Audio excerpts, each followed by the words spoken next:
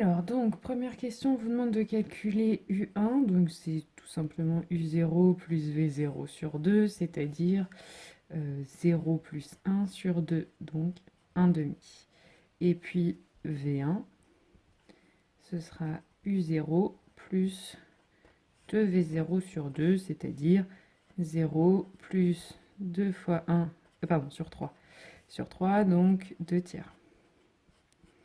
Ensuite, si on applique notre algorithme, donc on fait notre petit tableau.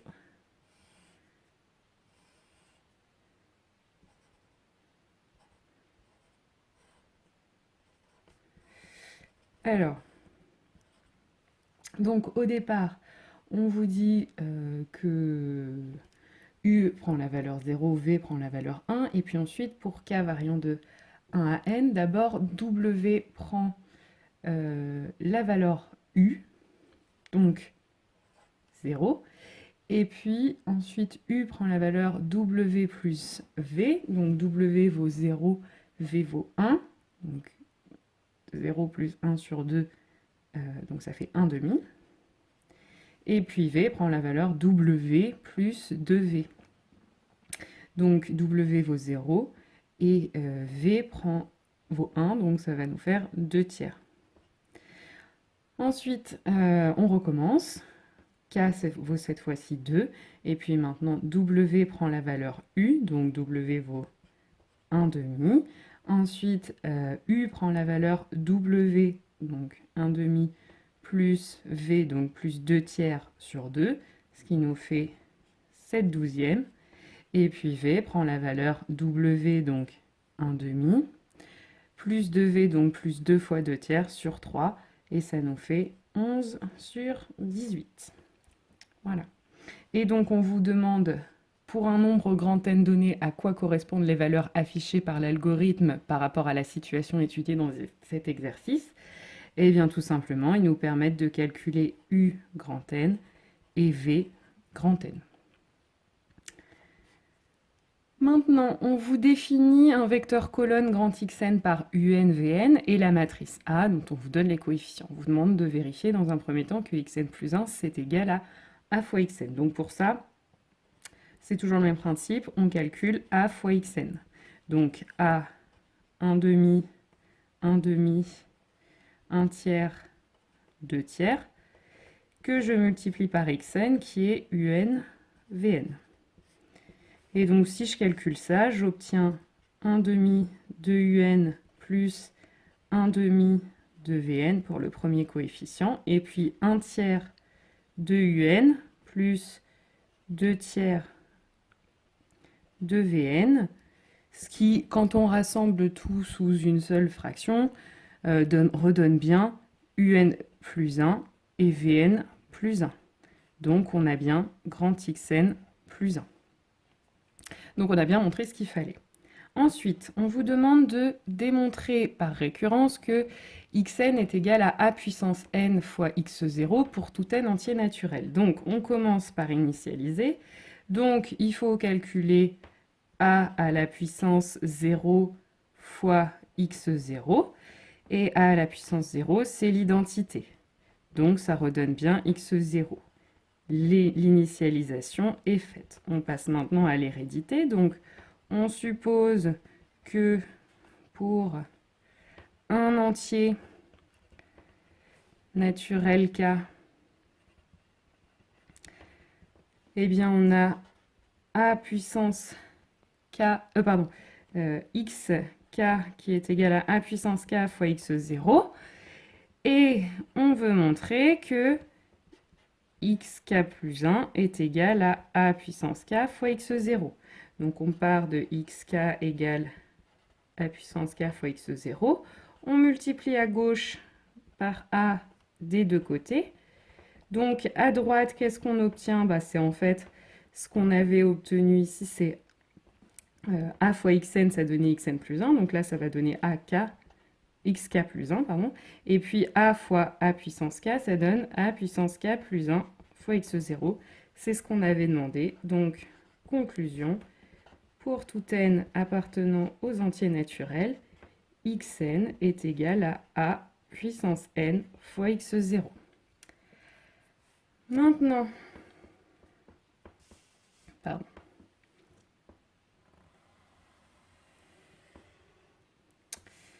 Maintenant, on passe à la question 4. Alors, on vous définit des matrices P, P' et B, et on vous demande dans un premier temps de calculer le produit P par P'. Donc là, je ne fais pas le calcul, hein, mais ça donne normalement I2 si vous ne vous trompez pas. Et ensuite, on admet que P', P est égal à A. On vous demande de montrer par récurrence que A puissance n est égal à P' fois B puissance n fois P. Donc, on y va. Première étape pour 0. Donc, vous avez donc P' fois B puissance 0 fois P. Donc, B puissance 0, c'est l'identité. Donc, ça revient en fait à calculer P' fois P. Et P' fois P, on a dit, c'est égal à l'identité. Et donc, l'identité, c'est bien égal à A puissance 0. Donc, on a bien l'initialisation. On passe maintenant à l'hérédité. Donc, supposons que pour un cas appartenant aux entiers naturels, on ait A puissance K qui est égal à P' fois B puissance K fois P. Et donc, en multipliant par A, alors à gauche ou à droite, peu importe, hein. Voilà, donc là, hop, donc du coup, ça nous fait P', BK. P et P' font l'identité, donc ça annule finalement. BK fois B, ça donne BK plus 1 fois P. Donc, on a bien ce qu'on voulait.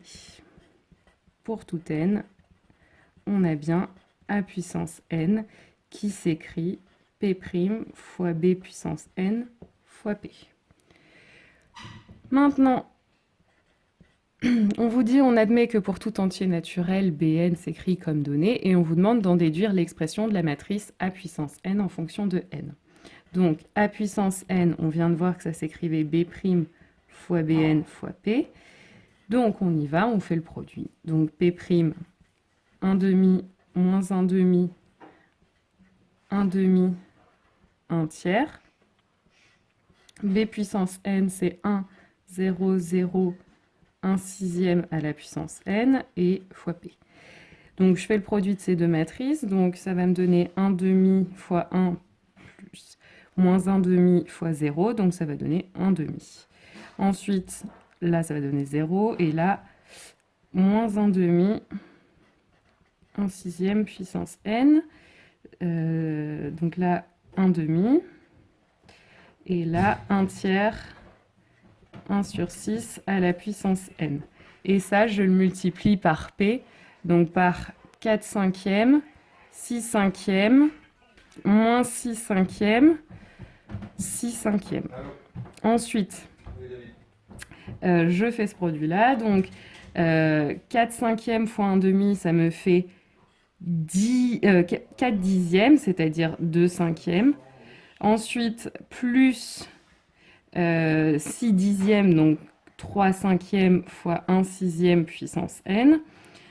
4, donc c'est pareil là, 4 dixièmes, donc 2 cinquièmes, moins 6 quinzièmes, donc c'est-à-dire 2 cinquièmes, fois 1 sur 6 puissance n. Et donc, pardon, donc ça fait 3 cinquièmes moins 3 cinquièmes de 1 sixième puissance n. Et pour le dernier, donc 3 cinquièmes plus 2 cinquièmes de 1 sur 6 puissance n. Voilà, donc ça c'est pour l'expression de A puissance n. Ensuite, question 5. On vous demande de donner l'expression de x puissance n. Donc, xn. Xn, on a vu que c'était A puissance n fois x0. C'est-à-dire cette matrice-là fois x0. x0, c'est u0, v0, c'est-à-dire u0, c'est 0, et v1, c'est 1. Donc en fait, en multipliant, on obtient 0 fois ça. Donc, alors, 0 fois ça plus 1 fois ça, donc ça fait 3 cinquièmes moins 3 cinquièmes 1 sur 6 à la puissance n. Et puis, là pareil, donc ça va nous donner 0 fois ça plus 1 fois ça. Donc 3 sur 5 plus 2 sur 5 fois 1 sur 6 à la puissance n. Donc c'est bien l'expression qu'on nous demandait d'obtenir. Et ensuite, on vous demande d'en déduire l'expression de un et de vn. Bah, en fait, ça, ce sera un. Et puis ça, ce sera l'expression de vn. Voilà. Donc, ensuite, on vous demande de déterminer limite de un, limite de vn. Donc, en fait, vous avez un sixième qui est compris entre moins 1 et 1. Donc, la limite de 1 sur 6 puissance n, ce sera 0 quand n tend vers plus l'infini. Et donc, on en déduit donc, par produit, par somme.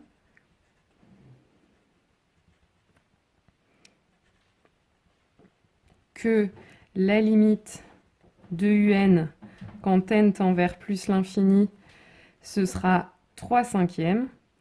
Et la limite quand n tend vers plus l'infini de Vn, ce sera 3 cinquièmes aussi.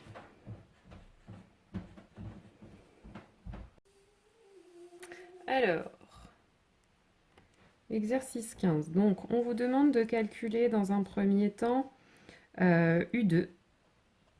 Donc, U2, ce sera 3 demi de U1 moins 1 demi de U0, c'est-à-dire 3 demi fois 4 moins 1 demi fois 0, c'est-à-dire 6.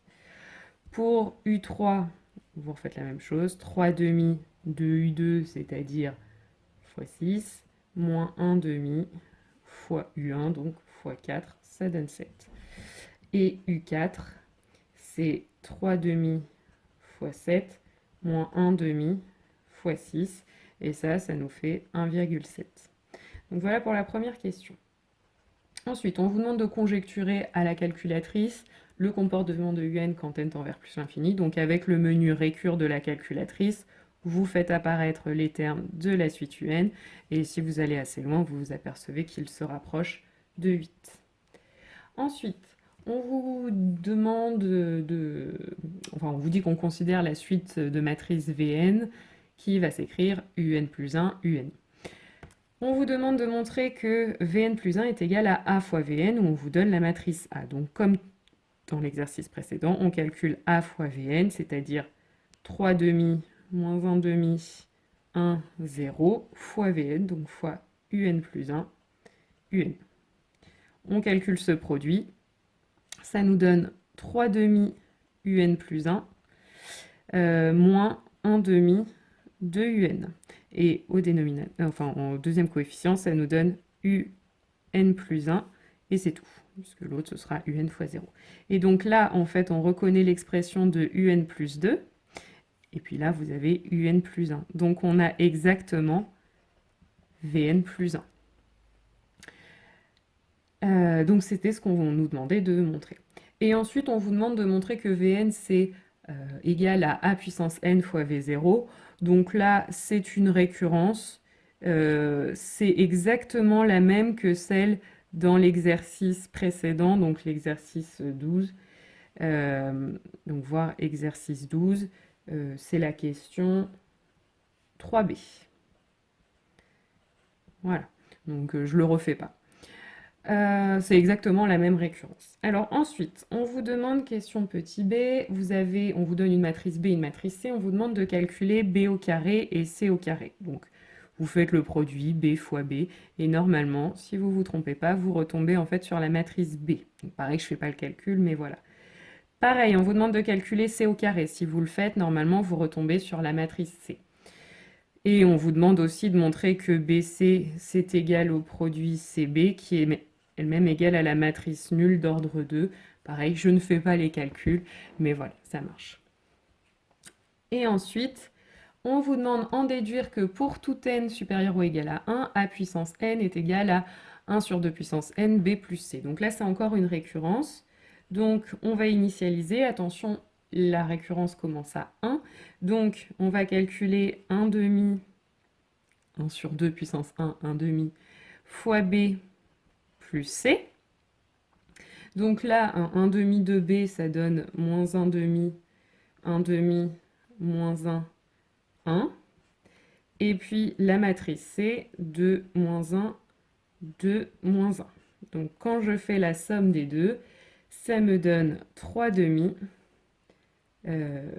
moins 1 demi, 1 et 0. Donc ça donne exactement la matrice A, c'est-à-dire la matrice A puissance 1. Donc on a montré l'initialisation. Maintenant, l'hérédité.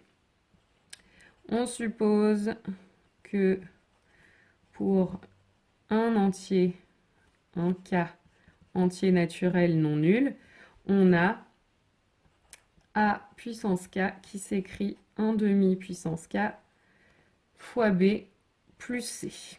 Et on veut montrer que cette propriété marche pour K plus 1. Donc on multiplie des deux côtés par A. A fois 1 sur 2 puissance K B plus C. Le A, en fait, là, A fois A puissance K, ça donne A puissance K plus 1. Et le A qui est là, je vais le transformer, comme on l'a démontré dans l'initialisation, par 1 demi B plus C. Et ensuite, je distribue. Donc, attention, là, donc ça va me donner 1 demi fois 1 demi puissance K, 1 demi, enfin 1 à la puissance 2K plus 1. 1 sur 2 à la puissance K plus 1. Et puis, je multiplie les matrices B, donc ça me fait B au carré. Ensuite, ça va me donner plus 1 demi fois BC. Ensuite, plus 1 sur 2 puissance K CB plus C au carré. Donc attention à l'ordre des produits, là, hein, il ne faut surtout pas m'écrire ici CB ni ici BC, puisque, attention, le produit des matrices n'est pas commutatif. Hein, donc il faut vraiment bien écrire BC ici et CB là. Et puis ensuite, on a vu que en fait, BC c'était la matrice nulle, donc en fait ça fait la matrice nulle. Pareil, CB aussi, c'est la matrice nulle, donc ça s'en va aussi. Et puis on a aussi vu que B au carré, en fait, c'était égal à B, et que C au carré était égal à C. Donc en fait, AK plus 1 va être égal à 1 sur 2 à la puissance K plus 1 fois B plus C. C'est ce qu'il fallait démontrer. Donc conclusion, pour tout n entier naturel non nul, on a bien A puissance n qui est égal à 1 sur 2 puissance n fois B plus C. Voilà. Ensuite,